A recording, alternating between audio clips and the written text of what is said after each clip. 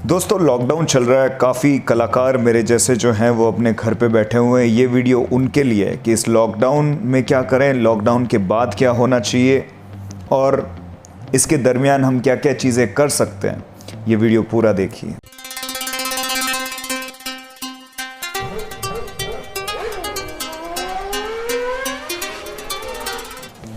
नमस्कार, मैं हूं विकल्प मेहता और आपके साथ इस YouTube के वीडियो में आपका स्वागत करता हूं। इस YouTube चैनल पर आपका बहुत बहुत स्वागत है। अगर आप पहली बार आए हैं तो प्लीज़ मेरे चैनल को सब्सक्राइब कीजिए।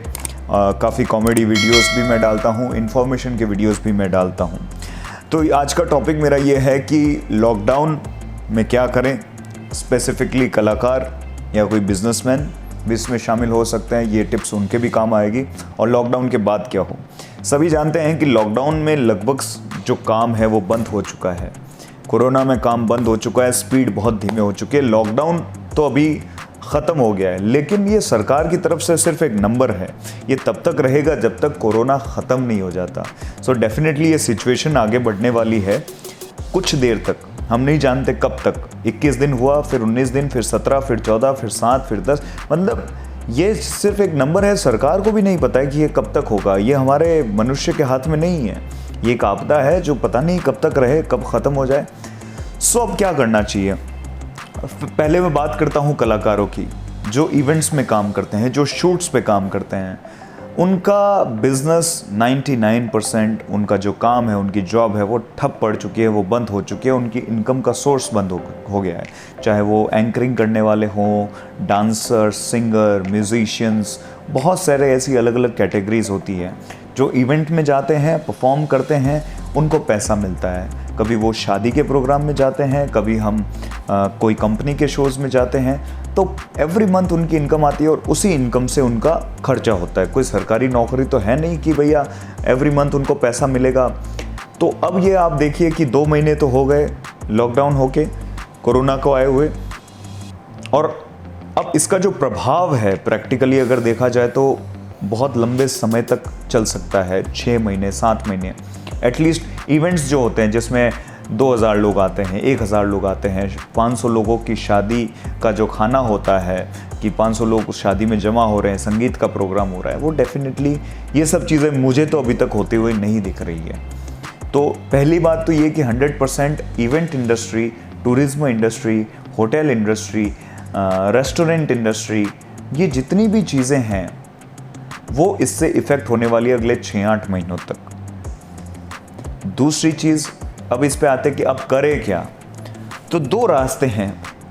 एक तो घर बैठे क्या करना है और लॉकडाउन के बाद क्या करना है, और बिजनेस के पॉइंट ऑफ व्यू से क्या करना है। तो आप ऑल्टरनेट बिजनेस के बारे में सोचिए जो आप इस लॉकडाउन के वक्त या फिर जब तक ये कोरोना की प्रॉब्लम चल रही है तब तक कर सकते हैं। फॉर एग्जाम्पल कि आप क्या कोई यूट्यूब पे कोई वीडियो बना के उससे कुछ पैसा कमा सकते हैं। क्या आप कोई ऑनलाइन प्रोडक्ट सेल करके, कुछ सर्विसेज सेल करके कोई पैसा कमा सकते हैं।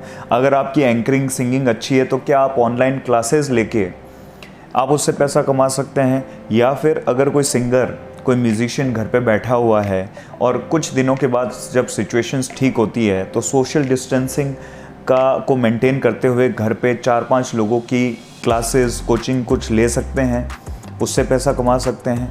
तो या फिर अगर कोई ऐसा हो जो इवेंट इंडस्ट्री है, उसको ये कि आप कोई ऐसा बिजनेस करें जो इस लॉकडाउन के वक्त या फिर कोरोना के टाइम में लोगों को जो फैसिलिटीज़ चाहिए वो दे सकें और उससे आप पैसा कमा सकें।